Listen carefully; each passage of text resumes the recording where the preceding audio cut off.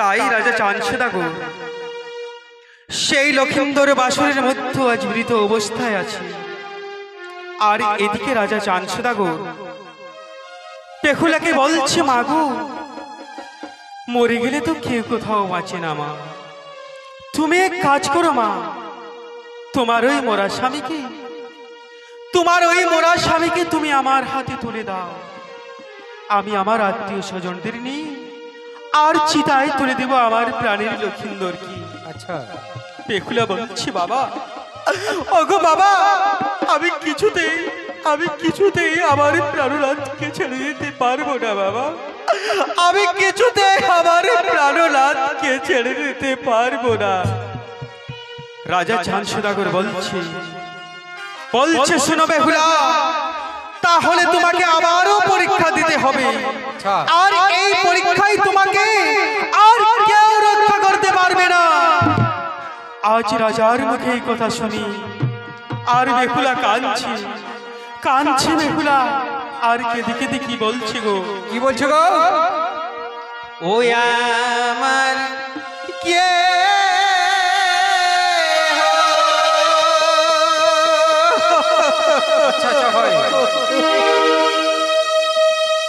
ও না হিমা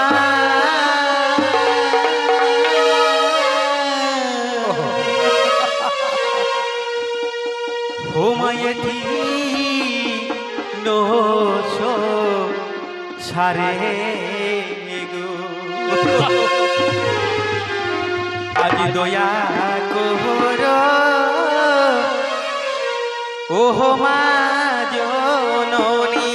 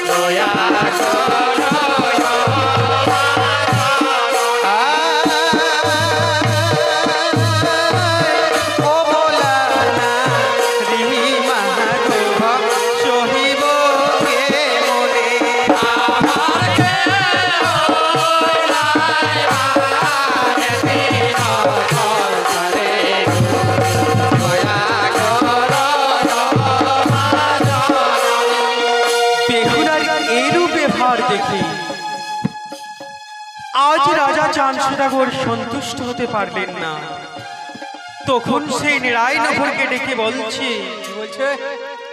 ও নে রাজা রে, ওরে গৃধিনী পর্বতে আর গৃধি রাজে বলে বার্তা আনরে তোরিতে নে রাজা রে,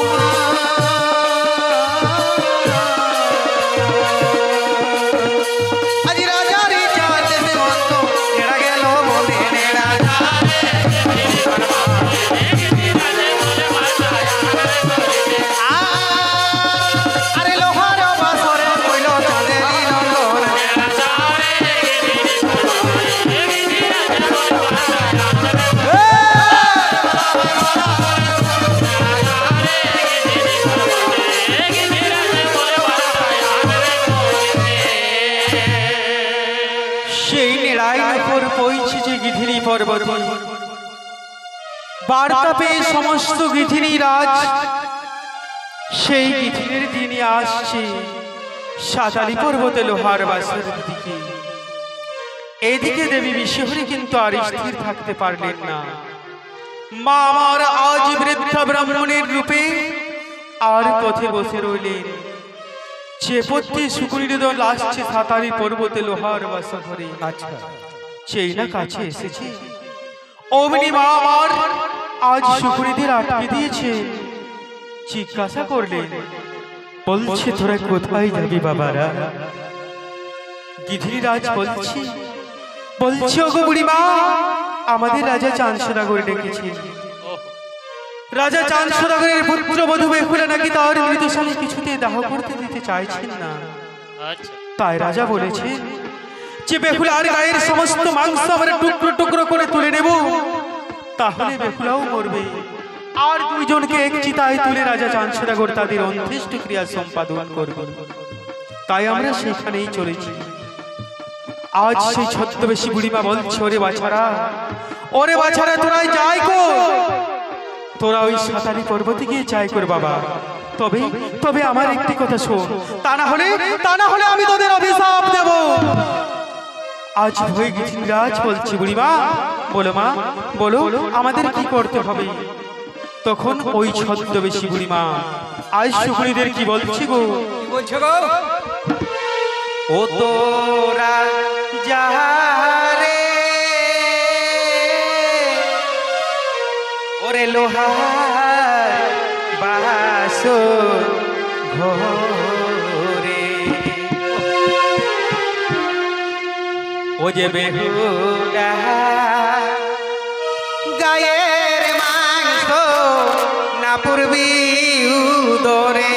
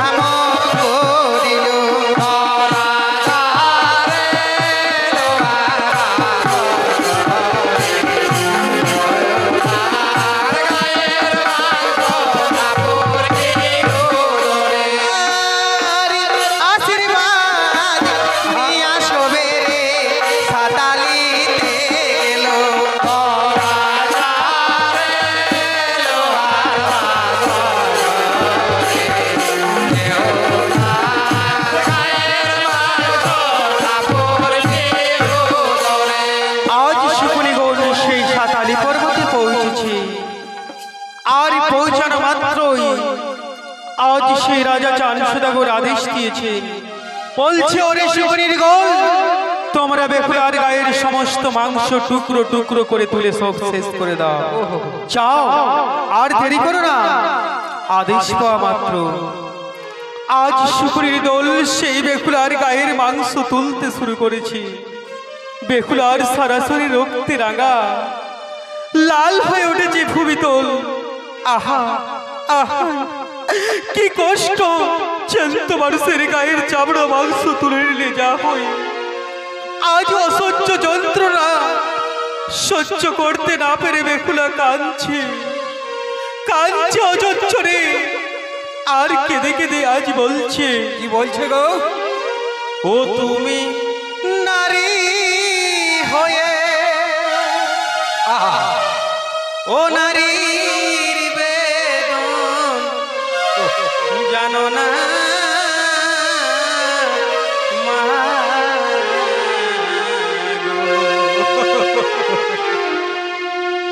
আর তুমি মাগো দুর্গতি নাশিনী, তুমি নারী হয়ে নারী বেদন জানো না মাগো, তুমি মাগো দুর্গতি নাশিনী। মাগো মা, মাগো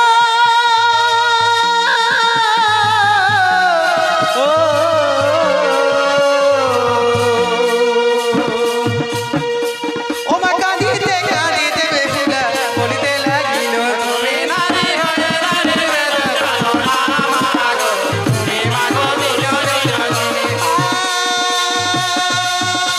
আরে কাঁদিতে লাগিল বেহুলা বিনায়ে বিনা, তুমি নারী হয়ে নারী বেদন জানো না মাগো, তুমি মাগো দুর্গতি নাশিনী। ও মা দয়া করো ও মাতা, তুমি নারী হয়ে নারী বেদন জানো না মাগো, তুমি মাগো দুর্গতি নাশিনী। ভাই বলো হরি বল, তুমি নারী হয়ে নারী বেদন জানো না মাগো, তুমি মাগো দুর্গতি নাশিনী।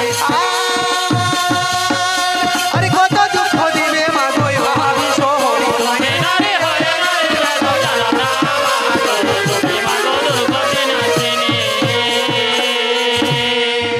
বলছে মাগো, মাগো আমি কি করব মা, আজ অঝোচ্ছরে বেহুলা কাঁদছে। আর সেই শুকুনির দোল, সেই বুড়িমা ছদ্মবেশী দেবী বিশ্বহরীর আশিস মতো সমস্ত সমস্ত টুকরো মাংস নিয়ে আর ফিরে চলেছে গিথিনি পর্বতের উদ্দেশ্যে। এদিকে মা আমার যেখানে ওই শুকুনিদের আটকে ছিলেন, সেখানে আঁচল পেতে বসে আছে। সেই না শুকুনিগণ সেই ছদ্মবেশী বুড়িমার কাছে পৌঁছেছি। অমনি বুড়িমা গিধির রাজকে বলছে, ওরে গিধির রাজ, তোরা ওই বেহুলার গায়ের সমস্ত টুকরো মাংস আমার আঁচল ভর্তি করে ফিরিয়ে দে বাবা, আর আর আমার গায়ের তাজা মাংস খেয়ে আনন্দ করতে করতে তোরা চলে যা। গিধির রাজ বলছে, মাগো আমরা তো তোমার সন্তান মা জননী, আমরা তো তোমার মাংস খেতে পারবো না মা, আমাদের আশীর্বাদ করো মা, আমরা এমনিতেই চলে যাচ্ছি। তাই গিথিনি রাজ সেই মায়ের আশীর্বাদ নিয়ে গিথিনি পর্বতের উদ্দেশ্যে রওনা দিল। আর এদিকে সেই দেবী বিশ্বহরী ছদ্মবেশী মা আমার শুকুনিদের কাছ থেকে আঁচল ভর্তি করা মাংস, বেহুলার গায়ের সেই টুকরো মাংস নিয়ে আজ ছুটে চলেছে সেই লোহবাসুর ভিতরে। কে দেখছে, কে দেখছে বেহুলা ও চৈতন্য হয়ে পড়ে আছে মাটিতে। দয়ার সাগর মাতা, দয়া উপজিল প্রাণী। বেহুলার কষ্ট দেখে সহ্য করতে না পেরে আঁচলের টুকরো মাংস নিয়ে যেখানের যে মাংস শুকুনিগণ তুলেছিল ছদ্মবেশী দেবী বিশ্বহরী, সেই সেখানে লাগিয়ে দিয়ে আর পদ্ম হস্ত বুলিয়ে দিলেন। বেহুলা চৈতন্য ফিরে পেয়েছে। আজ উঠেই দেখে দেবী বিশ্বহরীকে অঝোচ্ছরে কাঁদছে বেহুলা। আর কাঁদতে কাঁদতে সেই দেবী বিশ্বহরীকে বলছে, কি বলছো গো? ওই আমি আর জনমে, আচ্ছা ভাই, ও নারী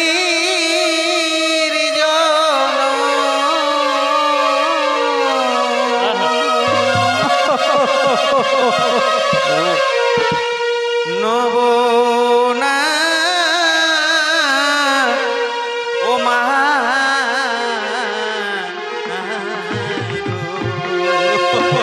ও মা, মাগো আমি আর কোনোদিন যেন নারীর জন্ম না পাই মা, তুমি আমায় রক্ষা করো মা, তুমি আমায় রক্ষা করো।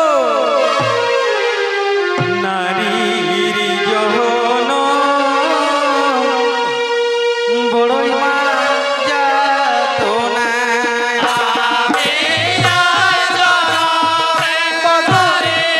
মাগো বিপদ বন্ধন বিতরি মা, আমি যেন আর নারীর জন্ম না পাই মা, এত কষ্ট এত দুঃখ আমি সহ্য করতে পারছি না।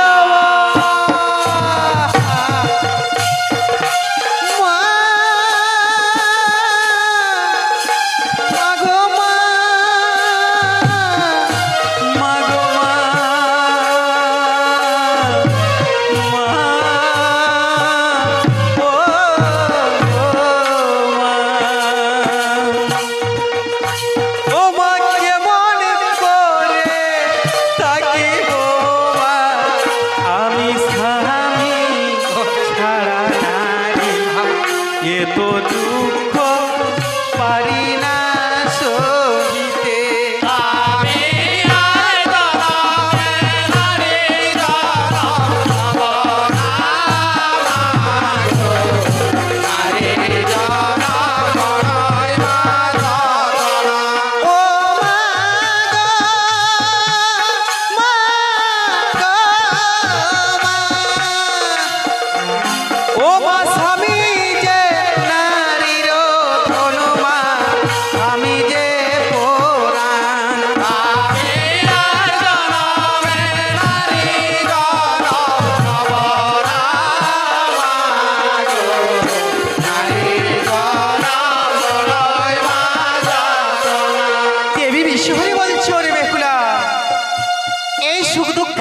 মাথায় নিয়ে আসতো এই ধরাধামে দুঃখ ভক্ত করতে হবে মা জননী। তবে তোমার কোনো ভয় নেই, আমি সবসময় তোমার কাছে আছি, তুমি প্রয়োজন হলে ডাকবে। এখন আমি আসি মা বেহুলা। দেবী বিশ্বহরী এই সান্ত্বনাটি আর বাসর ঘর হতে চলে গেলেন। এবার এবার সেই নারায়ণপুর প্রবেশ করেছে আবার বাসরে। বাসরে ঢুকেই দেখছি এ কি, বেহুলার গায়ের তো কোনো শরীর নষ্ট হয়নি। এ কি হয়েছে? এই সংবাদ কি রাজা চাঁদ সদাগরকে জানিয়েছে। রাজা চাঁদ সদাগর সেই বাসরে গিয়ে এসে দেখছে, হে সত্যি তো রে নারায়ণপুর, বেহুলার গায়ের সমস্ত মাংস শুকরিগণ টুকরো টুকরো করে তুলে সে শেষ করে দিয়েছিল। কিন্তু এ কি বেহুলার তো কোনো ক্ষতি হয়নি। আজ কি রাজা আবার সে বেহুলাকে বলছে মা গো আমার, আমি তোমাকে কোনো পরীক্ষায় পরাজিত করতে পারলাম না মা, আমি এই পরীক্ষা হেরে গেছি মা। বলো মা কি বর চাও তুমি, আর কি তোমার অভিলাষ? বেহুলা বলছি ওগো পিতা, আমি তো বলেইছি আমি কিচ্ছু চাইনি, শুধু চাই একখানা ছোট্ট কলার মান্দাস আমাকে তৈরি করাই দিন, আর আমি ওই কোলার মান্দাসে আমার মৃত স্বামীকে ধরে কোলে নিয়ে 6 মাস বেঁচে যাবো এই গাঙ্গুড়ের জলে। রাজা বলছে তাই হবে মা, তোমার ইচ্ছাই পূর্ণ হবে। আজ নারায়ণপুরকে আবার রাখছে। বলছো রে নারায়ণপুর, তুই যা সেই আমার কদলি বনে। ওনে রাজা রে ওরে কদলি কাননে, আরে কদলির বৃক্ষ নেড়া আনে রে যতনে রাজা রে কদলি কাননে,